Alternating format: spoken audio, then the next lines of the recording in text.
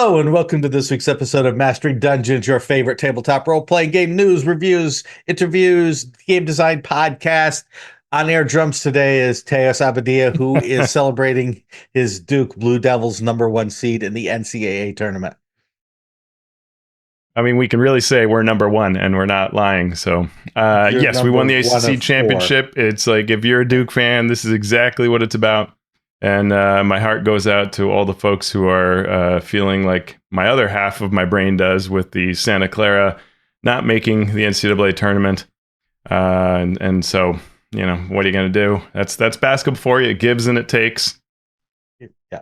And as I said before we started recording, the St. Bonaventure Bonnies, they made the NIT tournament, which is for St. Bonaventure. That is a halfway decent season. So we will root for our respective teams during the big and the small dance, as it were. Indeed. Here we are dancing.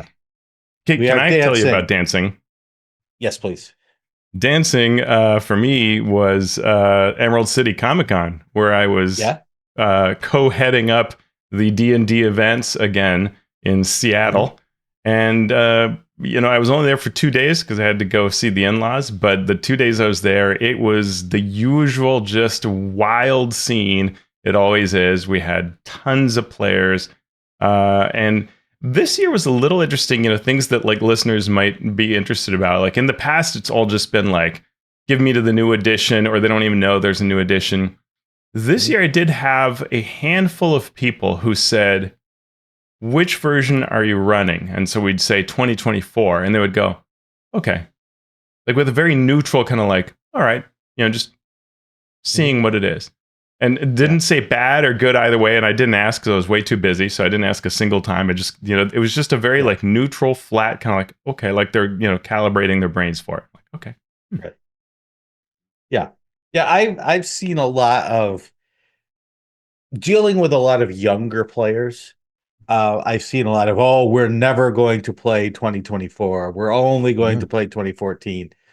And I get the sentiment, and part of my thought is just, well, it's pretty much the same thing. Right? It's obviously it's different though. You build characters in a different way, but it's not like playing Fate or something like that. It's right. You're rolling a 20-sided die and you're adding a number and comparing it to your AC or yeah, and it's not like jumping the 3rd edition or something like that. It's all really close. Right. And then I was thinking, well, you know, I should run a game for y'all, and I would be running the 2024 monsters and 2024 rules, and you could play your 2014 characters, and we would still be playing the same game. Yeah, totally. So I'm all cool. I sort of smile and nod and say, "Yep, on we go." Yeah, but for sure, interest at ECCC was as high as it's ever been for D&D, if not higher, for the days that I was there. And, you know, Thursday, Friday, you'd think of as a slow days. No, it was wild. And I'd say that there were some challenges with how people could find us. And yet, you know, just tons of people filling tables, all that. What were you running?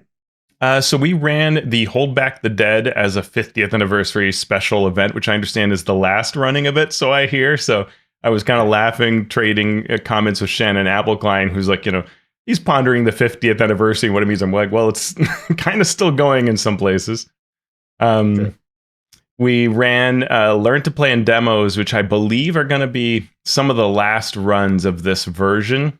So if you've played the, you know, on a ship when you get attacked by a sea creature or things like that. Then we ran and Trouble in the Tap Room is the Learn to Play, the 90-minute version. Then there are 2 Baldman Games intros that we ran that are 2-hour events, 90 minutes. And then we ran the Joust event that was at Winter Fantasy from the Moonshade Isles. We ran that as a sort of multi-table event for folks a couple times, just I think 2 slots of that. Okay, cool. Well, it sounds like there was a wide variety that you could play, and serving a lot of interest there. So that's cool. Yeah. And how was your little vacation? Phoenix, lovely. I mean, just I came back and it was, you know, rainy, dreary Portland. So it was just funny to go, you know, suddenly be in this like sunshine land and soak in rays and wear shorts, and just it was absolutely lovely. And then seeing the in-laws, they're always super nice. Having some good food with folks and just hanging out and relaxing. My daughter was there, so hanging out with her is always great, and just seeing how she's doing and talking to her, because she's gonna again go abroad for study after the semester. So seeing her is a precious thing, more than usual, because she can be in an entirely different country at times. So it's kind of the life she's choosing. Yeah, well, welcome back, and we're going to Thanks. welcome you back with some listener emails, tweets, toots, questions, starting with Lucky Whisker or Luck Whisker via YouTube. I've noticed one thing many Powered by the Apocalypse games do really well is provide a setting and a highly structured campaign level game loop that are closely aligned.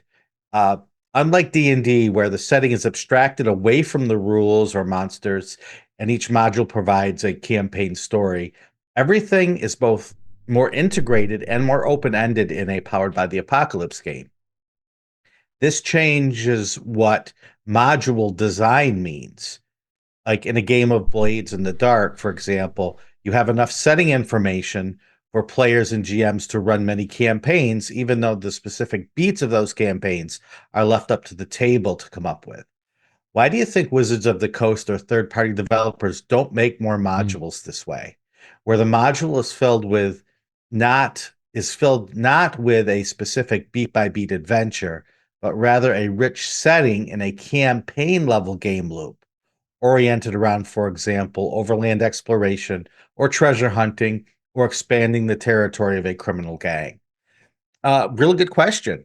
And my answer is many have done this for 5th edition D&D. Aurora from Ghostfire Gaming quite literally is made for this, of expanding your territory, survival, expansion, and then resolution. The Magic D&D crossover books are like this.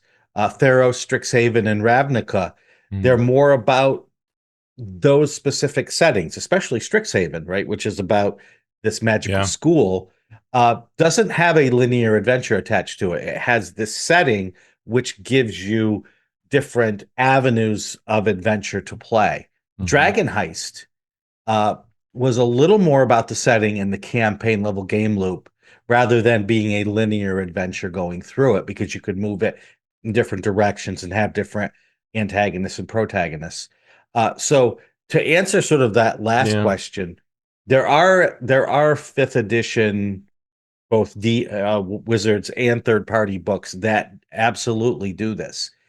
I'm going to stop there, Teos. Go ahead. Yeah, no, I mean, you're killing it. I agree with you, and I mean, Rime of the Frost Maiden has aspects like that, right? Where it's not the typical go into the dungeon, do the thing. It's like, well, you've done stuff in the towns, and there's quite a lot more than you will do, and then you can go out to those surrounding areas, and then even further away, and those things all have their own kind of gameplay based on the concepts. Some settings really do this, like Dark Sun, right, where the very nature of the campaign setting drives the type of play and stories that will happen. And while you can choose to have a dungeon, the typical Dark Sun game isn't like into the dungeon kind of thing. It's a more of a survival fight against the oppression of the city states, those kinds of things. And I think that's where, to me, the answer lies, is that D&D tries to be and excels because it's so flexible. So the more that the game is trying to be everything to everybody, which is what it succeeds at so well, then that means that it's predicated by what the adventure does, rather than this format that, say, Powered by the Apocalypse brings. And but you can choose to create the adventure and the settings such that that's not the case, right? And then that can be the strength, because you're specifically providing a type of experience. We are trying to build up our franchise in Acquisitions Incorporated, or we are trying to, whatever it is that drives the play. You can hang that higher level, and then you can also, in your adventure design, choose to be a little more freeform, because that carries so much weight. And what we have to recognize is Powered by the Apocalypse as an engine to build games with forces you as a designer to make rules that fit that. So 5th edition D&D, based on this 5e shell, is very much a fantasy sword and sorcery game where you have spells that can create food and water, where you have spells that can solve problems for you. So it tends to push all games that are made with that engine in that direction. Powered by the Apocalypse, you have to create moves. And those moves you are creating are set specifically in the type of game that you are doing. So in Dungeon World, you see moves created that mimic that fantasy setting. Whereas if you go off and play Monsters of the Week, that's going to be a different game entirely than any other Powered by the Apocalypse games because of the moves and the specific class moves that you get created to mimic a certain thing in a specific genre. Yeah. So, yeah, that's and even the other games, like say, like if you take like Free League games, like Blade Runner has a more mystery type setup, right? Where you're going to investigate a crime probably because you're a cop in the default setting. And so you as a Blade Runner are going to go look into these activities, and that will drive things, right? You're going to be asking suspects and so on, but it can still be quite prescribed. And if you look at the prepared adventures, they are very much like this location has these kinds of clues, but there are a lot of branches because which clues you pick up may differ. And so you may go to a lot of different places or a few, depending on how well you do. And so it's sort of the spider web of places, but the places are defined more or less, right? You can go somewhere else, but that's limited compared to the places that have already been slotted down. Lord of the Rings with Free League does an interesting thing where even when you're in a dungeon like Moria, it resembles almost the outdoor exploration, or can, in that you're sort of going through a number of days through just Moria, the nebulous concept, and then things happen at specific, based on what you're exploring and finding until you get to sort of prescribed rooms. And that's an interesting thing too, where that system is driving that kind of play and creates different types of experiences and pushes the DM to run it differently. Yep. And the 2D20 system, we could say the same thing about, right? You have 2D20 Star Trek, which is much different than 2D20 Achtung Cthulhu, which is completely different than the 2D20 Conan game when Modiphius made that. So same system, but again, it's going to change dramatically in the way that it's implemented based on those things. And if we look at it from the completely opposite direction of audience, it's my understanding that a majority, or at least a vast minority of your audience that are buying adventures, want a linear, not railroad, but they want to sit down and they don't want to have to create a full campaign based on this. They want to run the game, maybe prep a little bit, but have the story there. They can always change it if they want to, but they don't have to do hours of work. And when you make something the way that this question's asking, it takes work to then create that story. So I have tons of work that I do in my Deadlands campaign because it's this sort of open system of check around the town for these clues. And there are like 50 town locations or something. And so I have to track all these NPCs, and I come up, as I've discussed, with all these tools and tricks and ways to do it. But it's work. It's a lot. It's not intimidating because I've done this kind of work before, but it is work. And I could easily see a lot of DMs going, could you just give me, and there are other Deadland adventures that give you that, where you just, go fight this group there and then go to the other thing and dig up the treasure and fight that group and the haunted thing and put it soul to rest and you're done. Yep. All right. So thanks for that question. We have PhD20 on Mastodon asking, in light of some of your recent conversations around subclasses, I'm curious, If you were to remove subclasses for a campaign, what other, if any, changes would you consider making to the 2024 D&D to account for their absence? Hmm. My long response is none. I would make none changes Yeah. because the reason I'm removing subclasses would be to lower the power level and lower the cognitive weight on the game master and the players. So adding something back sort of defeats that purpose. Yeah. You could give them one more feat. You could, give them something else that's less weighty than a subclass, but still offers an option. Yeah. But then, why remove it in the first place? Right. I would yeah. remove the subclass, play, see how it feels, and then go and add something if I think something needs to be added. Yeah, I would bet a lot of us designers have sat back thinking about this same situation because it's such an obvious modular type piece. You can see that modularity goal that the 2014 designers had of like, but at the end they just put it in as a hard fixture. But you can see how you could just extract out that subclass, and you'd end up more with like the kind of thing that Kelsey Dion has done, right? With Shadowdark, you streamline out that play, and I agree with you. I think you could look at something like giving a higher proficiency bonus. You could, start one higher or jump one higher at some point to make up for that, and that might cover a number of things that the subclasses are often doing.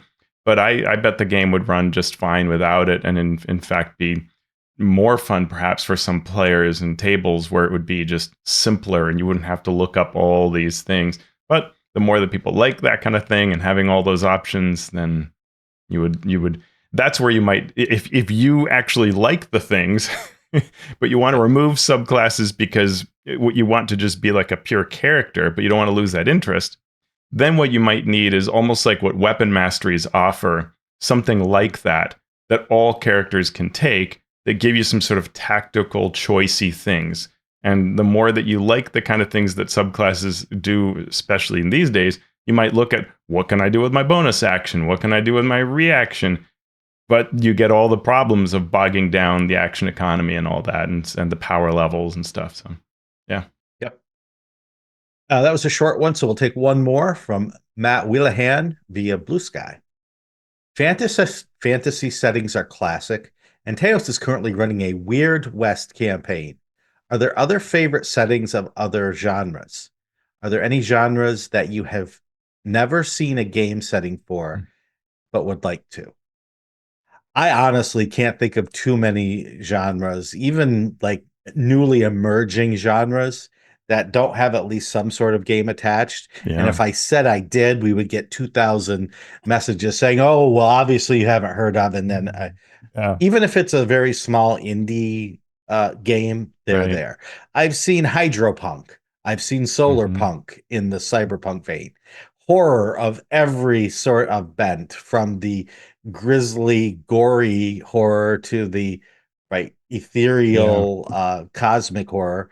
Obviously, sci-fi, fantasy, superhero, all over the place. I've seen prehistoric. I've seen Victorian. I've seen postmodern. I've seen bears stealing honey, Teos. I've seen bears stealing honey. I don't think there's any genre out there that hasn't been touched in at least some way.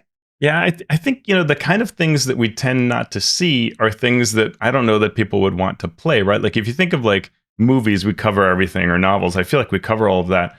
Now, maybe if you get into the area of video games and things like clicker games or repetitive stuff, there don't tend to be RPGs that are about, cooking breakfast endlessly or things like that. Because that works particularly well for board games or card games. So, could you do more RPGs along those kinds of like, I'm doing a thing kind of over and over again, I'm running my restaurant, I don't know, something like that maybe, but I bet there's some things there that people would find that just aren't super popular. And again, I don't know that that's something that we want anyway. So what about favorite stuff? What are you a sucker for? Oh, What's your favorite stuff? Spy genre for sure. I mean, I think I make that obvious with my Night's Black Agents references. There's something about that spy trope that I really like, and I when it can happen, when it all comes together, right? That idea of building the plan, like the infiltration, the heist, the takeover of the base. I love that kind of thing when the planning can be done right, when the gear can be done right. Then that kind of play is super, super rewarding for players. And I think those stories are neat and feel different than other games. So I like that a lot. It's been nice to see various RPGs take on the far future type genre, where it's not just sci-fi in the typical way, but just really big concepts, right? Of both on settings, like some of the Free League settings have just really neat ideas of what the world would be like if you were just in totally different solar systems and you had all kinds of travel capabilities and things like that. Or what about you? Oh, give me dark humor. Give me dark humor and sort of dystopia. Yeah, paranoia is right there for me. Paranoia. If I could play paranoia every day, I would just be a happy man. I've still never played Paranoia. I've tried so Oh, many times, like at Gen Con. I keep needing to land a table of Paranoia.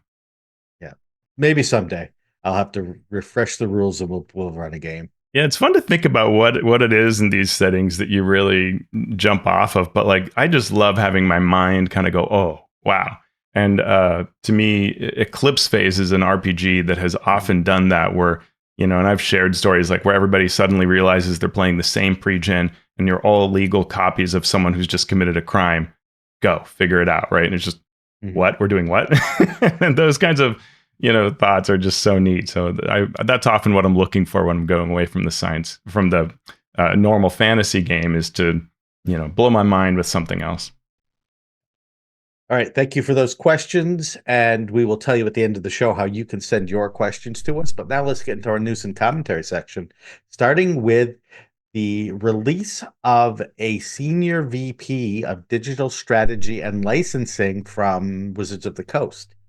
Apparently, Eugene Evans, as reported by Pocket Gamer, has left Wizards. Evans was involved in various licensing endeavors for Wizards of the Coast and has been there for 7 years. From the article, it sounded like he spoke at a conference that Pocket Gamer ran, and they may have reached out to him to again come, and he may have said, "Well, I'm no longer with Wizards." hence this article. Anything you can take away from this, Teos? I mean, it's sort of like with Cynthia Williams. It's strange when somebody in a high position leaves a place and has no option. Like they're not, oh, I'm moving to so and so, or I'll have news to announce. I just have to wait for the NDA to clear, kind of thing, the ink to dry. This sounded like I have left because I couldn't handle it, right? Like I was done, not capable, but like I have had all I can take. I am out of here, right? And I'm just leaving, even though I don't have any other opportunity lined up. I will look for something else. And what's interesting is, and I've written this now several years ago, Wizards had a number of departures that were like this, even on the D&D team, right? And so I think it, you can't, there are so many employees, right? So I don't want to color that this is the situation, because you certainly hear people who say they love it at Wizards. But there are a number of these cases that have happened, from the Cynthia Williams to this Eugene Evans to, Kate Welch, any number of people, Adam, right, who have just left because, like, I don't have a plan. I just know I can't be here another day. And that's not great. So hopefully Wizards. I didn't get that from the article. I just, for me, it sounded like the same old, I'm filled with immense gratitude. It's been a privilege to contribute. I didn't hear anything.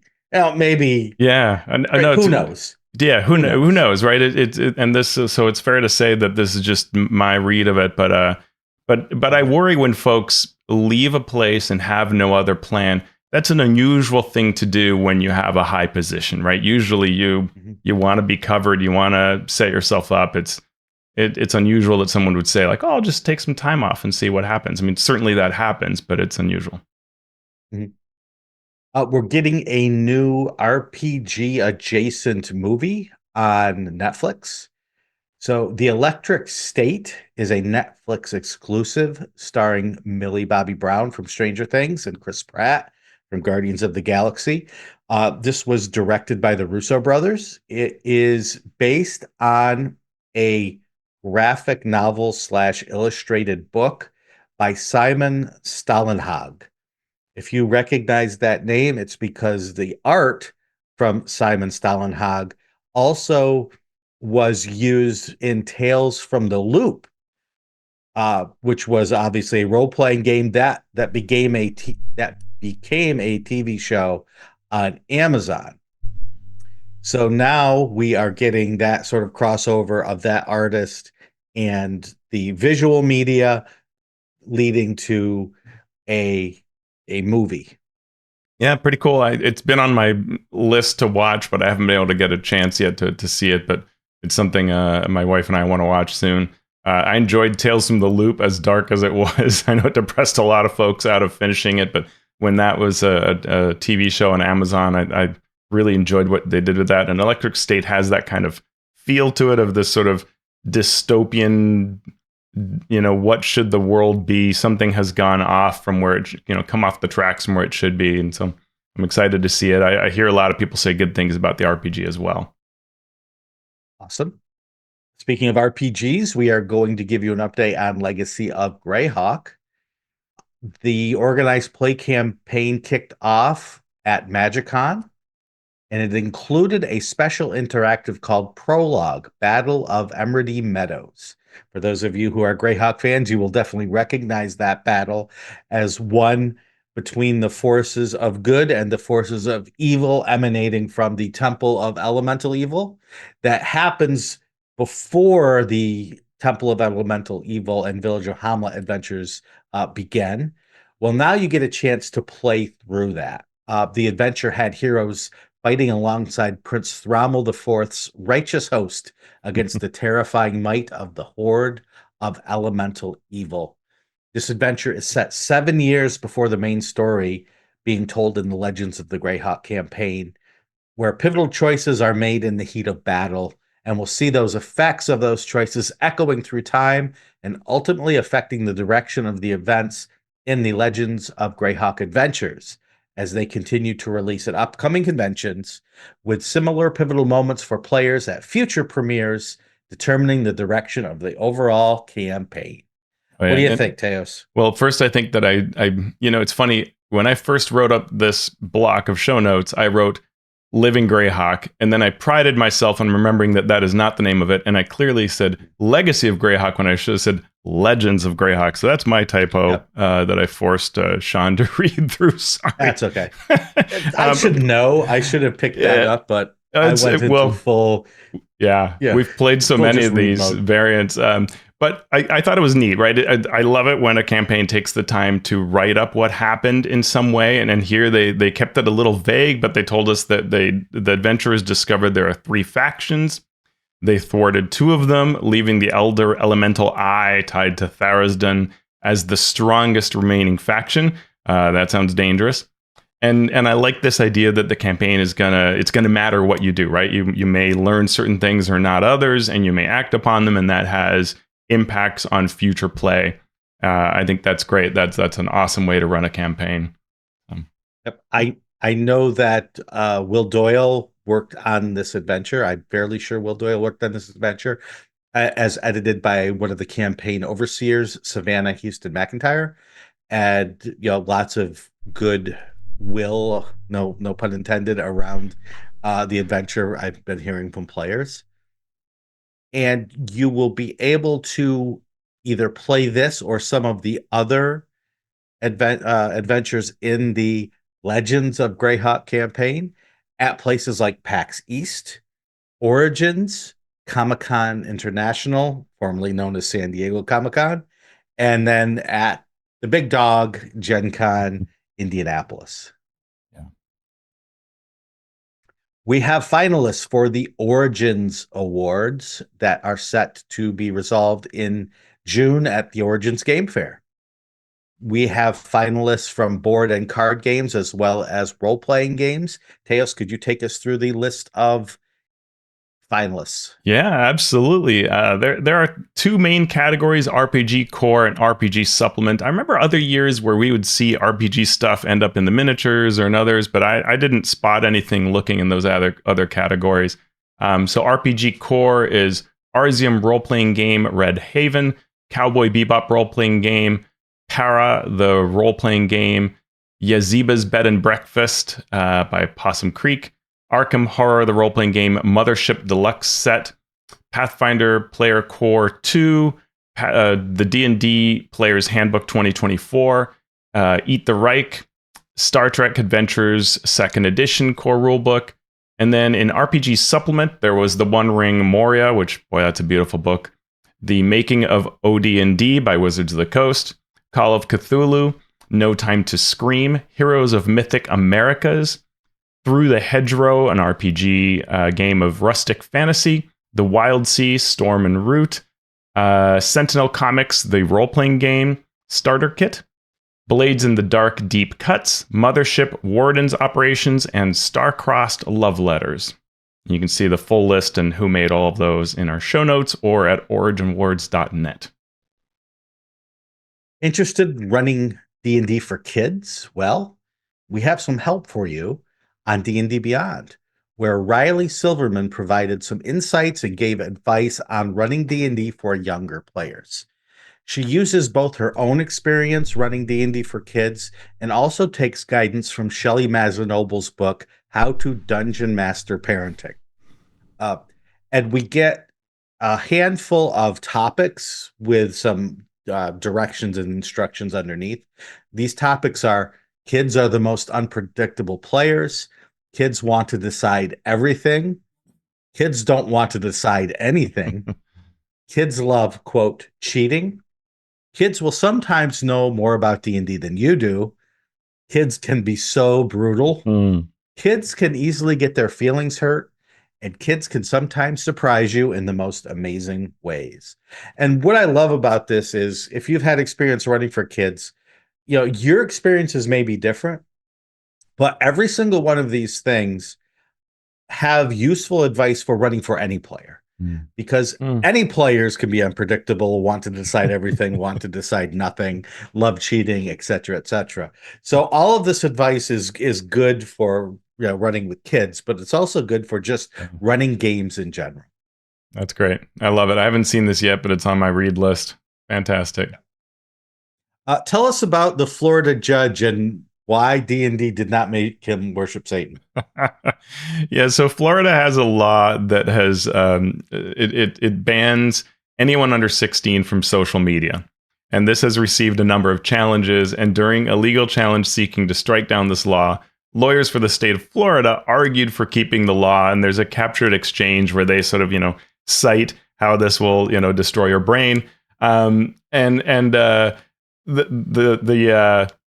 The judge replies, well, and they say something along the lines of, "Well, Your Honor, it is well known in this country that kids are addicted to these platforms. This is a mental health." And the judge jumps on this idea of, it's well known, right? And he says, "It was well known when I was growing up that I was going to become a Satanist because I played Dungeons and Dragons."